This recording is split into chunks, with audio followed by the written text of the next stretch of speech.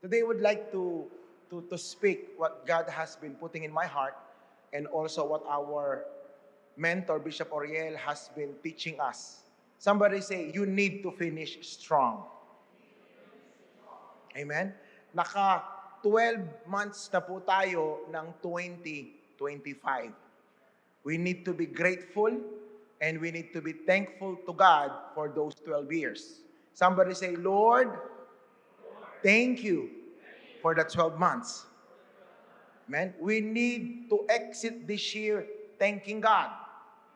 We need to exit this year analyzing what God has done in our life. Bishop Oriel told us that it is very unwise to plan for 2026 without reviewing 2025. So I would like to speak on the topic, finishing is better than starting.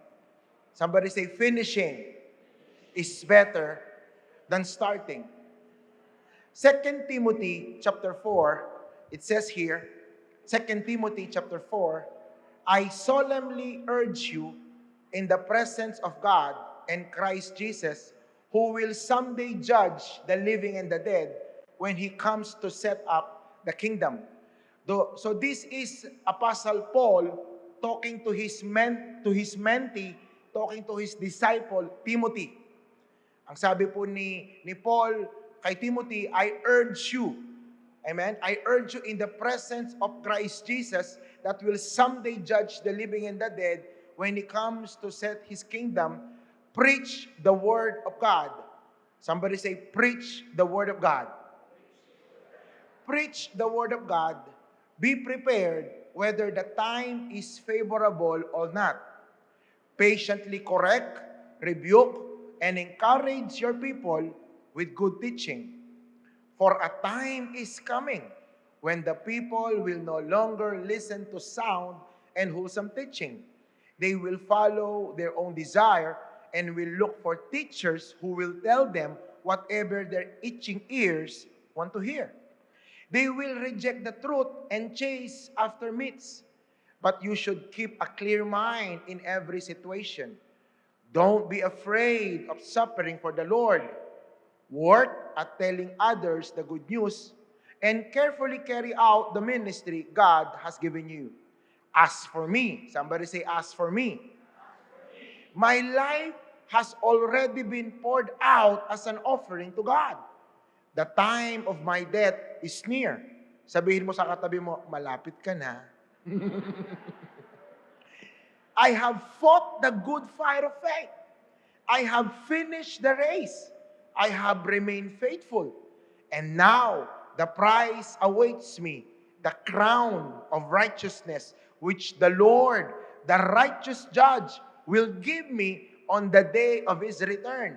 And the prize is not just for me, but for all who eagerly look for His appearance. There are 5 kinds of people who started. Before I went here, I was asking the Lord, Lord, will you give me a word for Coronadal? Because Bishop Oriels always tells us, Gerald, it's not you that people need. It is the Lord that people needs. Gerald, people does not want to hear you. They need to hear the word. Gerald always asks the heart of God to these people, not your message. So I asked the Lord, Lord, what is your word? Will you give me an assurance? Will you give me an endorsement? At sabi po sa akin ni Lord, amen? Sabi niya, when people hear all the preachers on this place, their hearts will burn. And I will open their understanding to the scriptures. Luke 24 verse 45. Today, the Lord will open our mind. Luke 24, 49, and He will send the Holy Spirit. There are 5 kinds of people who started. I pray makita niyo po ang inyong sarili. Number 1, those who started well but ended sadly. Maraming nagsimula, maapoy, matindi, pero yung dulo, sadly. Samson started well. Baog ang kanyang nanay, amen, pero ang kanyang nanay ay nabuntis at siya'y pinanganak. Ginawa siyang Nazarene. He possessed supernatural strength. He started well, but because he did not take care of his heart, he ended sadly. Amen? Judges 16 verse 30, he prayed, let me die with this Philistine. And the temple crashed down on the Philistine rulers and all the people. So he killed more people when he died than he did during his entire lifetime. Sabihin mo sa katabi mo, that's not your portion. Maraming nagsimula, ang ganda ng simula, powerful ang simula, pero yung dulo, sadly. There are people who started well, up to now, andito pa rin sila, but they continued without an impact. Nagsimulang maapoy, nagsimula talagang pag ito nag-ministry talaga powerful. They started very powerful. They started well. They started with significant, but they continue without an impact. Andyan pa naman eh. Andyan pa yung cell eh. Andyan pa yung church eh. Pero wala nang impact. Do you remember in the 1 Kings chapter 13 verse 11? There was an old prophet. Amen? One time, this prophet was preaching to Jeroboam. He was telling Jeroboam, repent of your sin because the Lord will bring judgment upon you. This altar will be broken in 2 pieces. And Jeroboam said, I do not believe you. Then suddenly the hands of Jeroboam was freezed. And this prophet prayed, Lord, please heal Jeroboam. And the hands of Jeroboam was released. Amen. And then this prophet is going home, and Jeroboam said, "Come, please go to me in the palace, and I will give you some gold." And this prophet said, "No, the Lord told me not to eat from this place. The Lord told me not to come back the way I went. He wants me to go to the other direction." But suddenly there was an old prophet. Somebody say old prophet. This old prophet, he was there, and he told this young prophet, no, he told this young prophet, sama ka sa akin. Kain tayo sa bahay namin. This young prophet said, no, ang sabi sa akin ni Lord, huwag akong babalik sa aking pinanggalingan, ibang daan ang aking daraanan. But this old prophet said, no, the Lord also spoke to me, sumama ka sa akin. Amen? Alam niyo na po nangyari. Naloko po yung batang prophet na to, sumama sa matandang prophet. Ano nangyari? Kinain po siya ng leon. Maraming tao nagsimulang powerfully, nandyan pa naman eh. Huwag kang titingin sa kaliwat kanan, nandyan pa naman. Pero wala nang impact. Amen? There are people who started well, number 3, but they are existing as a distraction. Andyan pa naman eh. Hindi pa naman nawawala sa cell. Andyan pa naman sa church eh. Powerful pa rin eh. Ang problema, distraction na. Taas ang kamay, taas ang kamay. Taas po natin ang kamay, hagurin ang katabi mo, huwag kang kontrabida. Andyan pa naman eh. Amen? There was this mighty king, his name is King Saul. Amen? Si King Saul, he started very powerfully. He was chosen by God. He was the first king. Pinalayas niya lahat ng mga witch. Nilinis niya from sorcery ang Israel. Pero nung nawala na yung presence ni Lord, siya mismo nag-consult sa witch. Somebody say amen to that. Amen? He became the opposite of what he started before. Nandun si Saul. 40 years siyang naging hari. He remained king. The kingdom was there. The soldiers was there. The fame was there. The resources was there. But the presence of God has already departed him. He became a distraction. Naging kontrabida na lang siya. Somebody say amen to that. Sabihin mo sa katabi mo, hindi ikaw yan. There are people who started well, but ended in error. Amen? Nagsimulang maapoy, nagsimulang masunurin, nagsimulang may vision, nagsimulang may pangarap. They started well, but they ended up in error. And that is Judas. Si Judas po, Judas was chosen by Jesus. He was handpicked by Jesus. Jesus was active in ministry. May mga iniwan din si Judas. Amen? One time, the Lord empowered His 12. Sabi ni Jesus, He grouped the 12, 2 by 2. Go to the ends of the earth, heal the sick, raise the dead, preach the gospel. Jesus anointed the 12, and Judas was one of them. Amen? And Judas went, healing the sick, raising the dead, casting out demons, sharing the gospel. Judas was anointed.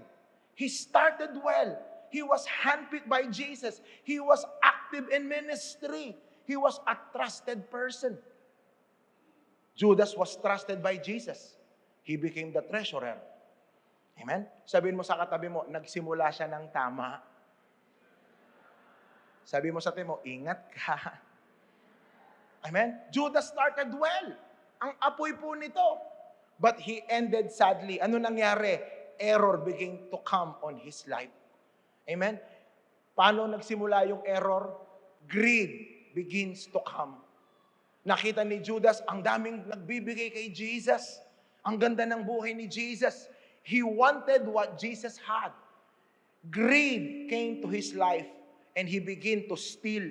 Kaya one time, si Jesus nakaupo po, merong isang babaeng dumating, hinugasan yung kanyang paa, ang ginamit, alabaster jar. Amen? Ang alabaster jar, 1 taong sweldo. At yung alabaster jar, yan po ay ginagamit ng mga kababaihan noong unang panahon. They will preserve this perfume at ito ay hindi nila gagamitin lang nila rito sa araw ng kanilang honeymoon. Ibubuhos ng babae yung alabaster jar sa kanya para kapag dumating sila sa honeymoon night, mabangong-mabango siya.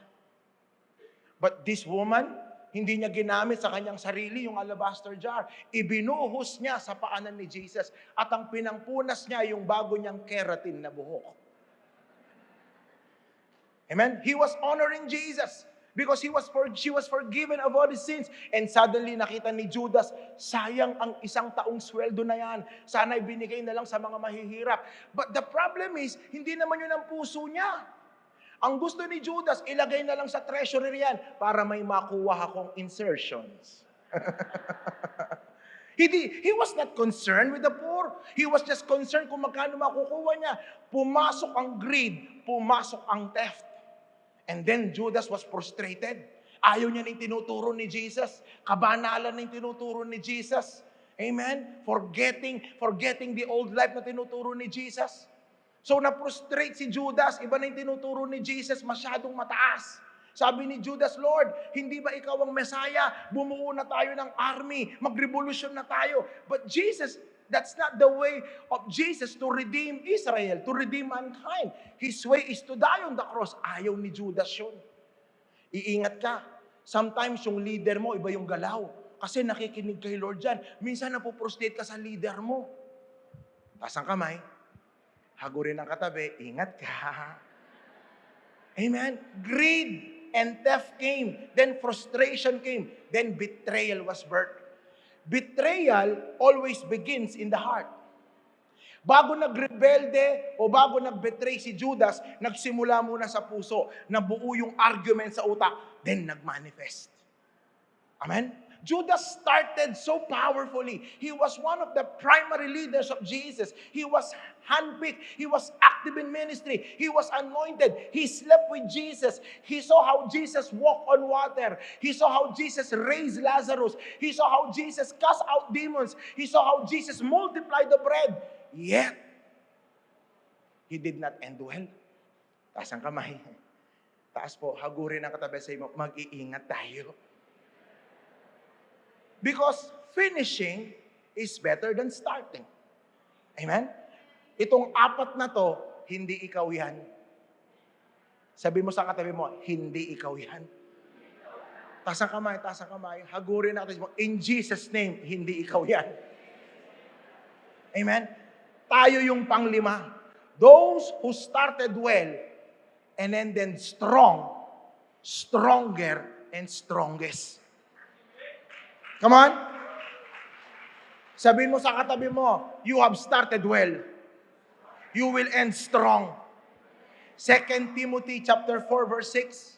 Ang sabi niya, as for me, my life has been poured out as an offering. The time of my death is near. This is Apostle Paul telling him, nagsimula ako ng tama. Marami akong pinagdaanan. Ako ay nakulong. Ako'y hinagupit. Ako'y 3 araw na nasa dagat lumulutang. Nasa daan ako, hinold up ako. I started strong. Maraming tumukso sa akin. But I ended well. Sabi mo sa katabi mo, tatapusin mo ng tama. Why? With all humility po, tayo pong mga nararito are considered leaders. In the church, in the cell, in the family, in your community. Always remember, my dear brothers and sisters, leadership is a privilege. Always remember that as leaders, mistakes are very expensive. Tandaan po natin. Pag tayong mga leader nagkamali, maraming tatamaan sa likod. Pag tayong mga leaders nagkamali, yung oras, yung buhay, yung sacrifice, yung resources ng mga tao, damay lahat yan. Leaders, with all humility, our mistakes are very expensive. Somebody say amen to that. Amen? Si Paul, he started well, but he finished stronger. Amen? Si Abraham, he started well. Sumablay din po yan kay Hagar, but he finished well. Si David, he started well. Nakaranas ng kapangyarihan, nakaranas ng prosperity, sumablay, pero bumangon muli. He finished well. Sabihin mo sa katabi mo, ngayong 2025 ng December, taas kamay. Hagurin mo ito mo, lahat ng sablay mo, iiwan mo sa taong ito. Wala kang dadalhin next year. Amen? Come on. Hallelujah. Tama? Nagkamali din po mga yan. But there is this word repentance. They humble themselves. Hindi tinataboy ng Diyos sa mga taong marunong magpakumbaba. Paul started well. He ended strong, stronger, and strongest. Amen? Ang tinuturo po ni Bishop Gerald, you need to end this year sharp and start next year sharp. Amen? Pinagpala po ang Coronadal. Abay, nandito po si Bishop Orel at si Pastora Gerald. Amen? Somebody say amen? Lalabas po tayong matalas. Lalabas tayong maapoy. Lalabas tayong may flavor. Amen? Ang sabi ng Bible, when a salt loses its flavor. Amen? Pero ikaw, yung flavor mo ngayon, maaayos pa. Sino ang pinaka-model natin? Our greatest model is Jesus Christ. Palakpakan natin ang pangalan ni Jesus. Jesus Christ. He is our greatest model. Jesus started well and ended well. In Jesus' name, you will end well. Hallelujah. Clap your hands for Jesus. Amen? Paano po tayo mag-e-end ng stronger? Paano tayo mag-e-end ng strong ng 2025? At paano tayo e-enter next year ng stronger? Una, mga kapatid, you need to protect your altar at all cost. Amen? You need to protect your altar at all cost. Altar means your connection with God. Altar means your prayer life. You see, true prayer will cost you. True prayer will always lead you to repentance. Always po. Hindi po panalangin yan pag hindi ka hinambol sa harap ng Diyos. Hindi po totoong panalangin yan pag hindi nagdala ng repentance. There are two kinds of people who wake up in the everyday. Those who wake up with the day and those who create the day. Every morning, ang number one na dapat mong unang kakausapin ay ang ating Panginoon. Every day, your altar must always have a sacrifice. An altar without sacrifice is powerless. And I'm not talking about money. Because tayong mga leader, money is the cheapest sacrifice. The sacrifice that God desires is us, a holy and living sacrifice. So your prayer life will always demand us. I-demand, that's not a request. Amen? Ang ating ministry, ang ating pamilya, ang mga pinagkatiwala sa atin ni Lord, kapag wala ng sacrifice sa altar, pag hindi mo na sinusuko yung buhay mo sa altar, mawawala ang apoy. Always protect your altar. Your altar will cost your life. If we want all of God, God will demand all of us.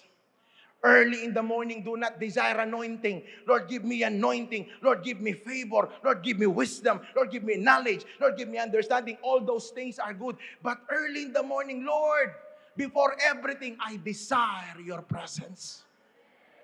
Come on, clap your hands for Him. Amen? Ang totoong panalangin, paniwalaan niyo po ako with all humility. Amen? Sa ating po mga pastor, I honor all of you. Sa mga matanda, I honor all of you. But true prayer will always lead us to repentance. Ang ibig sabihin ng repentance, change of mind. Hindi pwedeng nananalangin ka, hindi nagbabago yung kaisipan mo. Hindi pwedeng pinipilit mong tama yung mali. When we serve God, it is according to His term, not according to our term. Repentance simply means a change of heart. Ganun lang po yun. So every time na nanalangin ka, dapat lalo ka nagiging humble, mapagpatawari. Somebody say amen. Do you know that God never empowers hate? God will never empower offense. God will never empower jealousy. Hindi ine-empower ni Lord yung galit, inis, tampo, bitterness, He never empower that. Kaya bilang mga leader, pag may galit ka, He's not empowering your anger. And the question is, who is empowering that? Bilang mga leader, nasusugatan po tayo, na-offend po tayo. Somebody say, man, abay, wag mong sisisihin ng pastor mo kung na-offend. Tanungin niyo ako bakit? Ikaw ang disciple niya. Amen? So talagang masasaktan po tayo. Pero kapag may galit ka na, meron ka ng inis, meron ka ng hinanakit, meron ng greediness, meron ng bitterness, remember, God never empowers those things. It is Satan who empowers them. Kaya sa panalangin, amen, ang binabago ni Lord, hindi yung mga disciple natin, hindi yung pamilya natin. Sa panalangin, ang binabago ni Lord, tayo. Taas ang kamay, taas kamay. Hagurin ng katabi, magbago ka na. Walang panalangin, walang altar sacrifice nang walang namatay. Taas ang kamay hanggang sa dulo po. Dalawa na lang po yung taas kamay na yun. Hagurin ng katabi, mamatay ka na sana. Amen? Hanggat hindi tayo namamatay, Jesus cannot become the king of our life. There is no nation that has two kings. Only one king must exist, and that is Jesus Christ. Amen? To end this year strong, to finish well, we need to protect our altar at all costs. Number 2, handle correction well. Sabi mo sa katabi mo, handle. Dahan-dahan. Handle. Correction well. Because the way you handle correction determines your connection. Amen? Si Judas, hindi niya na-handle yun. Si Samson, tinuwid ng tatay at nanay niya, huwag ka mag-aasawa ng mga Philistine. Tinuwid yun, hindi nakinig. Amen? Ang ibig sabihin ng correction, meron ka na, tama naman yung ginagawa mo, pero i-align lang. Tama? With all humility, sa ating po mga leaders, hindi po tayo laging tama. Amen? Ang pastor ba natin? Ang mentor ba natin? Lagi lang bang encouragement? Lagi lang bang motivation? Lagi lang bang direction? Ang sasabihin sa atin, hindi ba nila tayong pwedeng i-correct? You see, correction reveals your heart. Kapag hindi mo na-handle ang correction, all of a sudden may arguments ka nang nabubuo. Hindi ako naintindihan ng leader ko. Mali ang leader ko. See? At ang correction, kapag hindi mo na-handle ng tama, you begin to create distance. Ay, kukorek ako nito. Yung pastor ko, palaging meron dalang negative energy. Hindi po negative energy yon. Correction po tawag doon. Somebody say amen to that. Amen? One time, ako po'y binigyan ng pagkakataon ni Bishop Oriel at ni Pastor Roger to preach on Cuneta Astrodome. It was campus ministry. Amen? And approximately 3 araw po yun. Dun sa bawat araw, mayroong mga 8 to 10,000 na nag-a-attend ng mga young people. And then, nung ako na po yung magpipreach, talagang, I gave my best. People were raising their hands. People were kneeling. Amen? And then, pagbaba ko po ng stage, sabi ng mga tao, congrats, ang galing. Alam niyo naman, humble po ako. Salamat. And then, our dearest pastora, andun po, kumakain na dun sa VIP room. Ang kumakain na. Alam niyo naman, humble po talaga ako eh. Yun lang kasing kaya kong ipagmalaki. Joke. Ang galing, pastor, ang galing, sabi. Tapos when I was there, sabi ni Pastor Gerald, come here. Yes po, pastor, akala ko talagang, gaganan eh. Sabi niya, Gerald, you did good. But next time, don't do this. Next time, this is not the way it is. Next time, ganito dapat Ay, all of a sudden, yung energy ko nagbaba. Para akong kandila na biglang gumanon eh. And then, I check my heart. Yes po. Pasensya na po, di na po maulit. Yeah, you know why? Because we are training you for greater ministry. Pag hindi mo inayos yan, mahirapan ka. And then, pagdating ko sa upuan, kumakain lahat. Sabi nila, bro, kumain ka na. Busog ako, sabi ko. And then, pagdating ko sa hotel, lumuhod ako, Lord, tinatanggap ko po yung correction. Kasi Lord, mentor ko po yung mga yun eh. Tsaka Lord, that's not my pulpit. That's not my church. That's not my platform. Pinahiram lang po sa akin, Lord. Patawad sa aking mga pagkakamali, Lord. Amen? Because they are protecting that platform. For example, hindi naman po ako makakapag-speak rito dahil pogi ako. Given na po yan. Ito po ay borrowed lang po to eh. Amen? Hindi ho papayag si Bishop Oriel at si Pastor Roger na kukonsintihin yung ganun eh. You see, I was there, nanalangin, tapos kinabukasan, hindi po ako nag-preach. Doon ako sa gilid. I was just interceding. And then after na, sabi niya, Gerald, kumusta ka? Pastora, salamat po. Aayusin ko pa po, patawarin niyo po ako. Aayusin ko pa yung mga ganito. Very good, sabi niya. Tapos sabi niya, kinabukasan, you need to share the gospel. You see, when your leaders correct you, it determines if they can trust you more. Somebody say amen?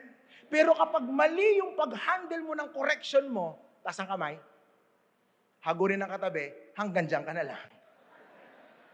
Why? Because when God corrects you, it determines if He could trust you more. When your leader corrects you, it means it is an indication they could trust you more. Pero kinorek ka. Hindi mo na-handle ng tama. Ay, hindi ka na pagkakatiwalaan ni Lord dyan. Somebody say amen to that. Taas ang kamay, hagurin ng katabi, handle correction well. Because God is a God who disciplines His people. So, to finish strong, we need to handle correction. Somebody say amen. Kaya alam niyo po, pag nagsasalita yung ating mga leaders, yung ating mga mentors, pag tayo kausap, wag mong iisipin na ibang taong sinasabihan nila.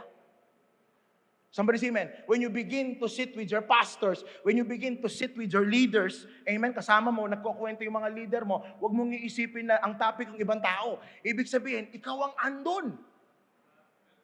Somebody say amen. Kaya itong message na to, hindi po ito para sa mga wala. Lagi sinasabi ni Bishop, taas niyo po kamay niyo, isa na lang po, last na po yan. Hagurin ng katabi, ikaw ang topic. Amen? When our leaders begin to speak, always remember, on that atmosphere, the Lord is correcting you. Why? Because the Lord loves us. Somebody say, I will start strong and I will finish stronger. Number 3, never be a pastorless and mentorless leader. Please, don't do that. Amen? Kahit gaano tayo lumago, kahit gaano tayo gumaling, kahit perfect na ginagawa natin, everybody needs a pastor. Everybody needs a mentor.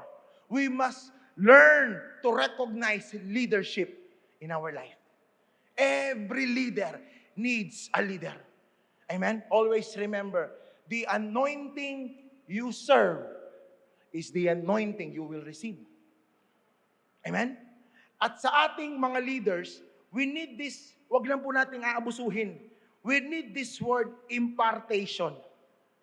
Because every ministry, every leader, they have spiritual, they have mental, they have emotional, they have intellectual limitation. And only a God-sent leader can break that limitation by impartation. Nag-i-impart siya ng word, nag-i-impart siya ng instruction, nag-i-impart siya ng direction. Impartation po yun. Hindi lamang po yung paglilay hands. Hindi lang po yun. When your leader begins to speak, that's impartation. When your leader begins to correct, that's impartation. When your leader begins to give you direction, that's impartation. Somebody say amen to that. Taas kamay. Hagurin ang katabi, never be pastorless. Never be mentorless. Can I call on the keyboardist, please? Amen? In the book of Kings, meron pong isang prophet. There was a widow of a group of prophets. Nabasa niyo na po ta? Amen? Yung prophet, this old prophet, who belongs to the school of prophets, he died. And when this prophet died, the creditor, sabi mo sa atin mo, the creditor, sabi mo sa katabi mo, meron ka niyan.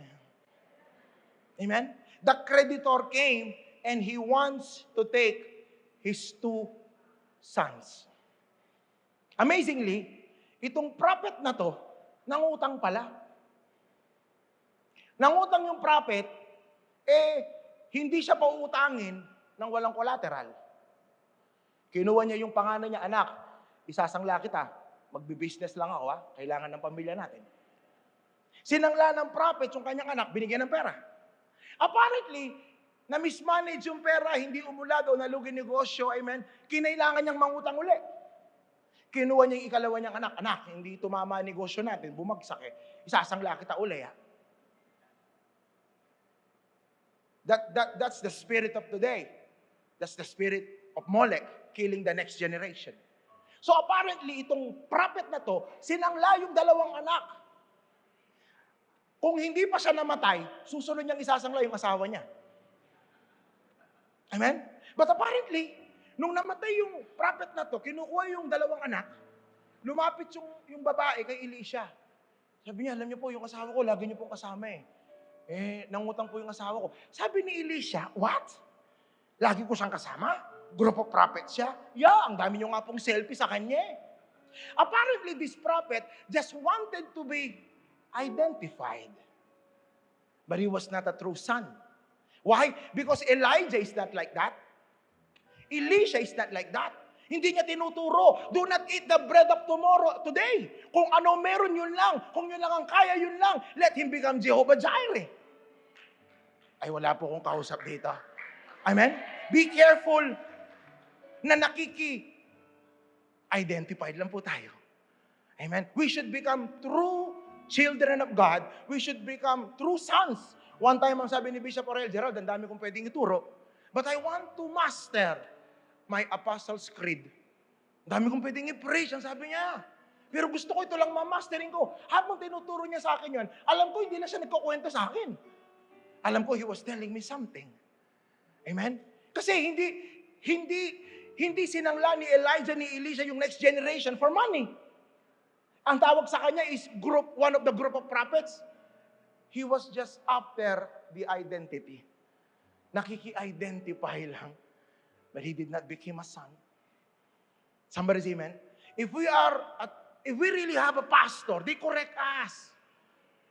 If we really have a mentor, they direct us. Amen?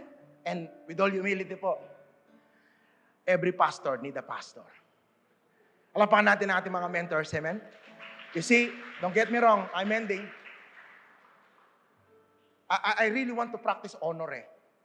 When you begin to honor godly leaders, kahit hindi mo nakakasama yan, you honor them, you love them, you pray for them, you do what they tell. Kahit hindi mo nakakasama, it's a principle, dadaloy sa'yo yan. Kaya sabihin mo sa katabi mo, you need a pastor. You need a mentor.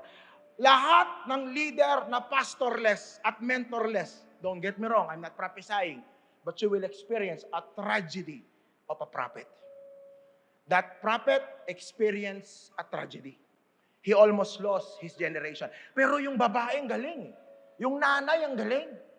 Sabi nung nanay, yung asawa ko po na lagi niyong kasama Nangutang po, kinuha yung dalawa kong anak. Ang sabi ni Elisha, what do you have?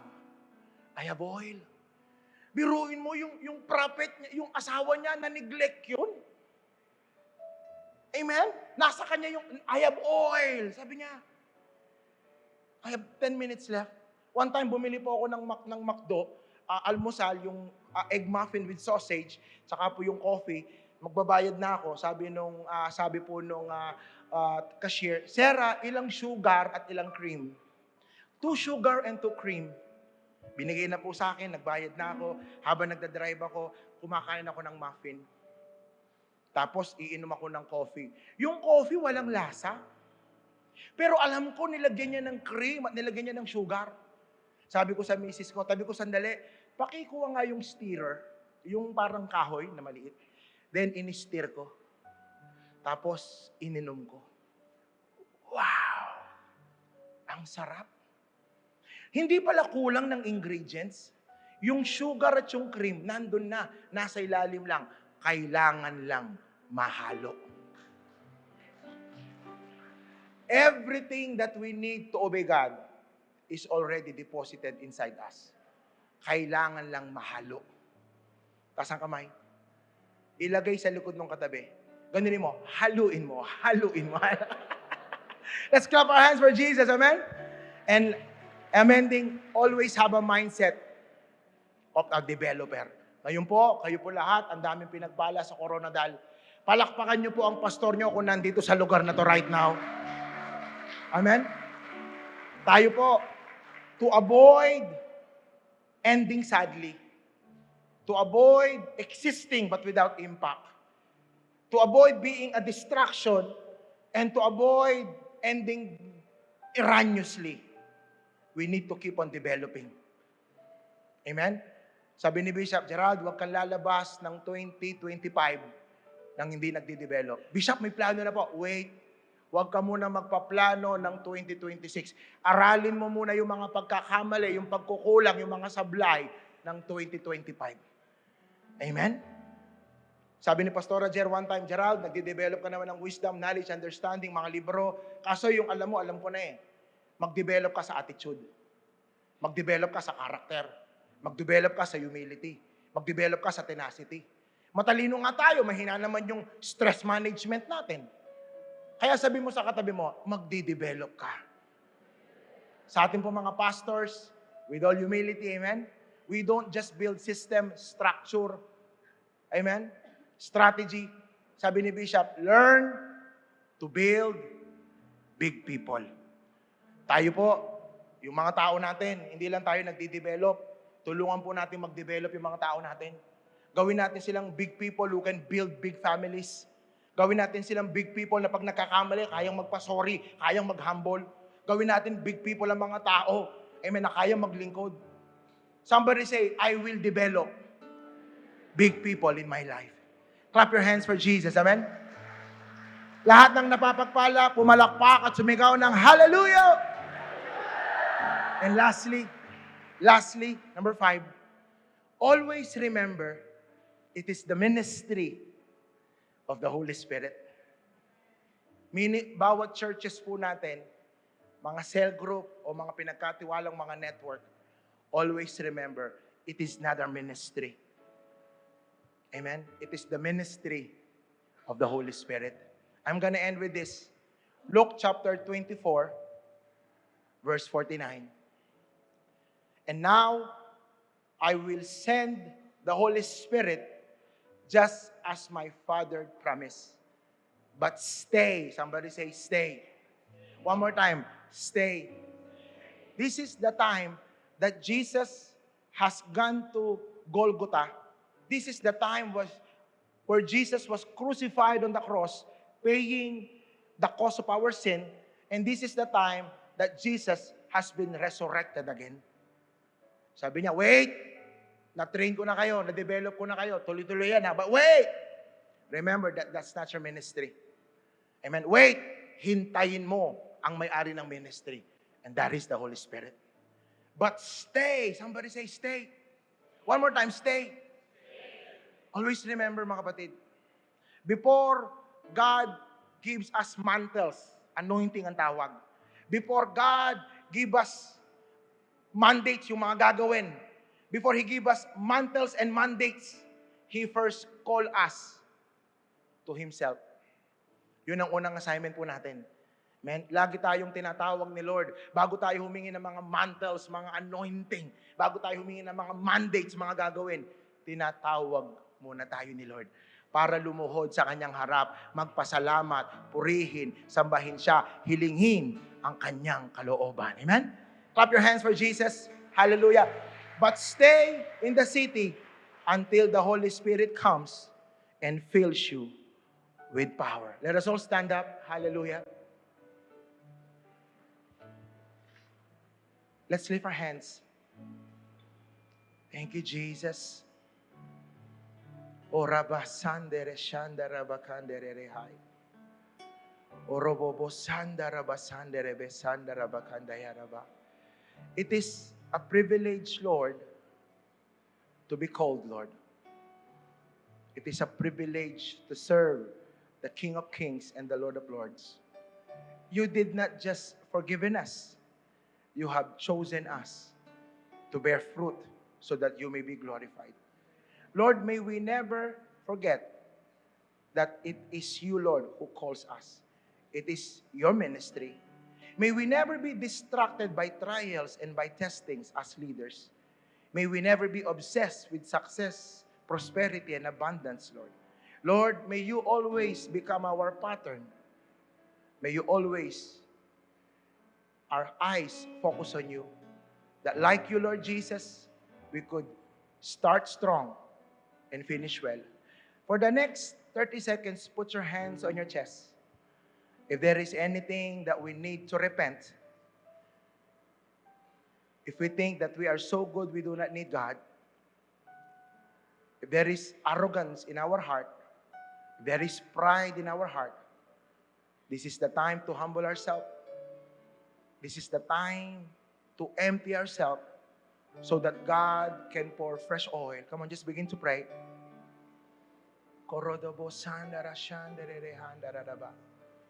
Help me to protect my altar every day, Lord.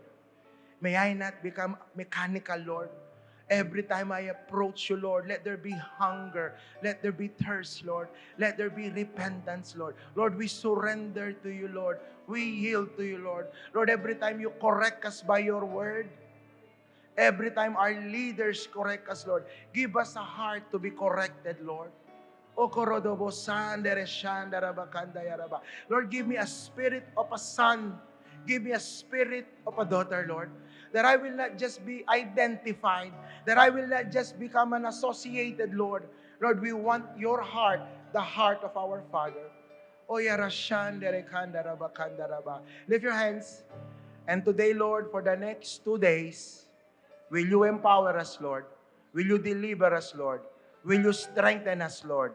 And will you make us 10 times better? And we will end 2025 strong and enter 2026 stronger. This we ask in Jesus' name. Amen. Amen. The best na palakpak po para sa ating Panginoon. God bless you.